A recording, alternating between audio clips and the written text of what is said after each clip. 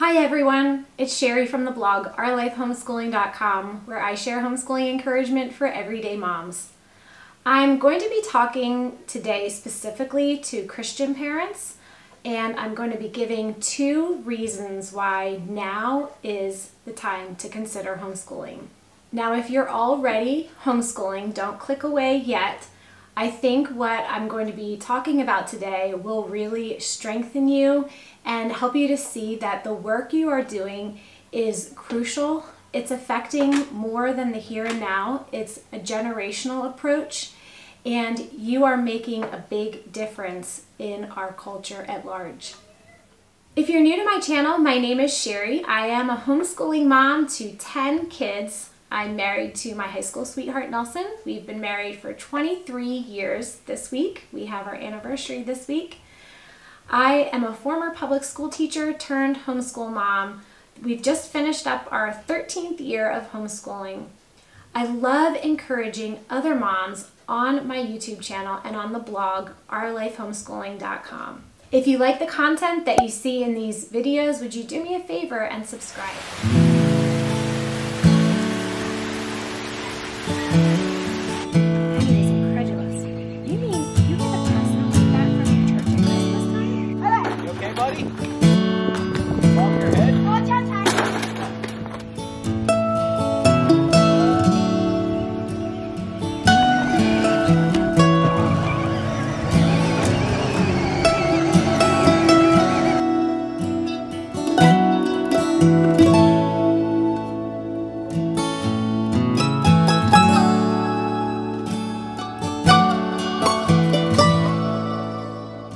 Christian parents, now is the time to consider homeschooling. More than ever before, it's imperative that we equip our kids to live in a world that's increasingly hostile to Christians. Thankfully, we live in a time where it's very easy to homeschool. Don't waver any longer. Give your kids an education that aligns with your family values and your faith.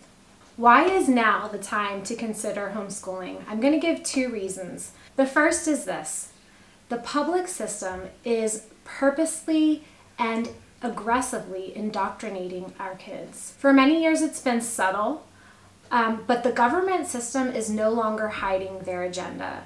In the past couple years, even in the past 10 years, it has become more forceful, and it's obvious. Conform or face the consequences. We're finally seeing the fruit of what many homeschool advocates have been suggesting for years, and that is that education is not neutral. The public sector is claiming our kids in droves because they have been groomed to accept a certain ideology through education and through culture. God has assigned us as parents the responsibility for discipling our children. And I think we need to start realizing that 30 minutes every Sunday morning in church is just not enough to prepare them for a world that is really hostile to our Christian faith. When they hit adolescence and they start thinking about the hard questions in life, have we prepared them for those? When they, as adults, when they go out into the workplace and they're forced with, conform or lose your job, are they ready? Do they have an answer? Have we prepared them? If you've been homeschooling a while, you often hear parents say, but my child's school is a good school. It's not really like that in my school. All that stuff hasn't really hit us yet. And I think many parents cling to the hope that their Christian influence in the schools is affecting the community, and that by Christians being in the public school, they are influencing society. I suggest that the opposite is true. Christian parents have been involved in public schools for decades, and yet the morality in our system continues to spiral downwards rapidly. How much longer are we going to continue with this failing approach? I recently came across a really great post by Nicki Truesdell called "The False Security of the Good School." I'm going to link it below for any of you that are interested in reading that. On the contrary, it's those who have stepped out of the system that are free thinkers who can influence the culture. They're not limited by all the standards and the objectives, the narrative and the story that's being forced in public schools. They can be free to learn and reflect the true, the good, and the beautiful without limits. As a group, homeschoolers, because they have left the system, pose a threat to government education because we are effectively influencing culture. Homeschoolers are more inclined to get involved in politics. They are often more knowledgeable about history and are well-read. Colleges are seeking out homeschoolers. The workplace is readily looking for homeschoolers because they know that they're responsible, they're dependable. Consider this alternative. Leave government education, weaken the system, and strengthen the family. I think we need to abandon this long-held false assumption that school or the subjects like math, English, science, these subjects, that they're a domain of the state, separate from our faith. All that can be learned or understood is God's. It came from Him. It was His idea, His design, His creation. Think about what your child might be missing without a distinctively Christian education. Do they know where biblical history fits in with world history? Have they been taught God's beautiful design of marriage and family and sexuality? Have they been taught science, history, and literature from many perspectives, or just the modern acceptable narrative? Have they read through the Bible, or has it been read to them? Do they know the history of the Christian church? How did the church respond to deconstruction in the past and to false teachers? What defense can your kids give for their Christian faith? Who are your kids' heroes? Think about who society is pressing them to admire and wants them to idolize. Do they have Christian heroes? Do they have heroes from the past and the present? I've done another video on this topic and I will link it above. It is 5 opportunities unique to a Christian education if you want to take a look at that. The second reason that you should consider homeschooling now is because there's never been an easier time to homeschool. As more and more people are choosing to homeschool, it's really paved the way for more people to do it. We have easy access to a plethora of resources. We have the internet, homeschool co-ops. We have organizations like HSLDA, which equips parents to be able to do this job. We have many homeschool parents that you can turn to and find out how they are doing it in their homes. In the age of the internet, there's so many resources out there, specifically for homeschoolers. There are things that you can outsource. You know, as a homeschooling parent, I don't teach my kids everything. I often outsource things for my kids to take either live online courses or self-paced courses. If you would like more information on this, I have this whole video I also have in a blog post, so you can find those resources on there. With the rise in the number of homeschoolers, there are co-ops popping up everywhere. So your child has the opportunity to be involved in a place where they can get perhaps, you know, extracurriculars like art and science and PE with some other homeschoolers. There's an opportunity for you as a parent to meet other homeschool moms and dads and just be encouraged and find resources and, you know, talk about the things, the roadblocks that you're running into and find encouragement. Homeschooling is not as hard as you think. I have heard so many parents say, I could never homeschool my kids. If I was with them all day, I would go crazy. If I've heard this once, I've heard it a bazillion times.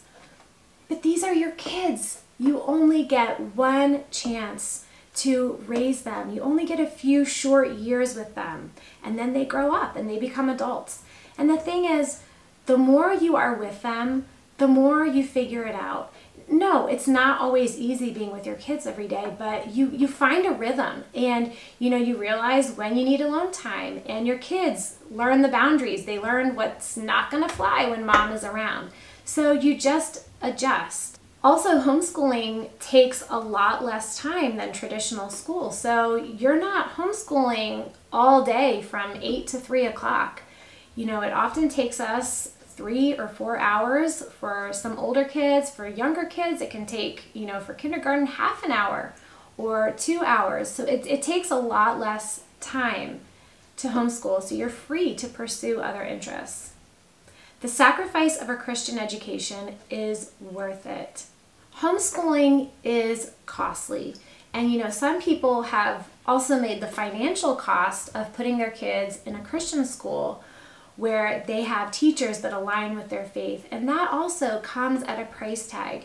This is not easy. There's a sacrifice involved with it. I get it. Years ago when I quit teaching to stay home with our kids, we definitely felt the sacrifice. Our income was cut in half and things were really tight. I wasn't sure, my husband and I were not sure how everything was going to work out. And the Lord has been faithful to provide for us. He's been very good to us. Perhaps even more costly for me personally was losing the respect that comes from a career with a title. And I think a lot of moms feel this very deeply. When you stay home with your kids, people look at you differently. You're looked at as not intelligent, more like a high school dropout. You've kind of, you have a cushy job. You lose a lot of the respect that you have when you are in a career. Although I feel that the opposite is true. I have had the best education from homeschooling my kids. I have learned more from homeschooling my kids than I learned in college.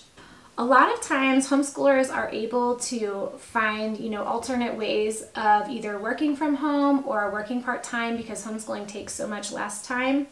But it still comes, even for those parents, it comes with a price tag of being with your kids all day. Being with your kids is a wonderful blessing, and it's also exhausting.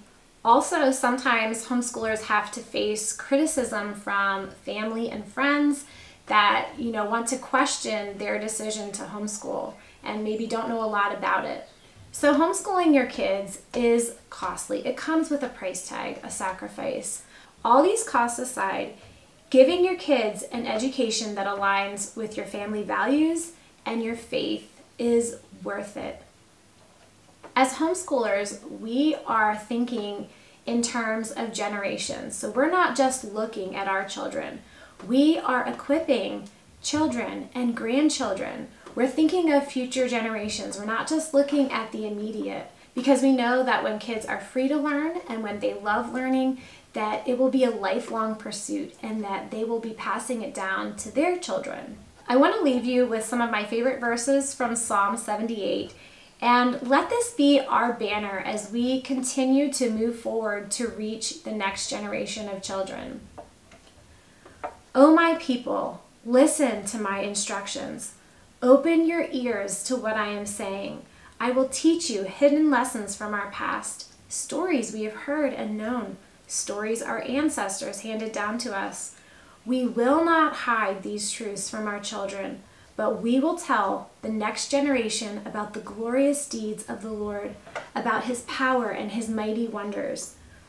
He commanded our ancestors to teach them to their children, so the next generation might know them, even the children not yet born, and they in turn will teach their own children. So each generation should set its hope anew on God. Thanks for listening in. I'll see you next week.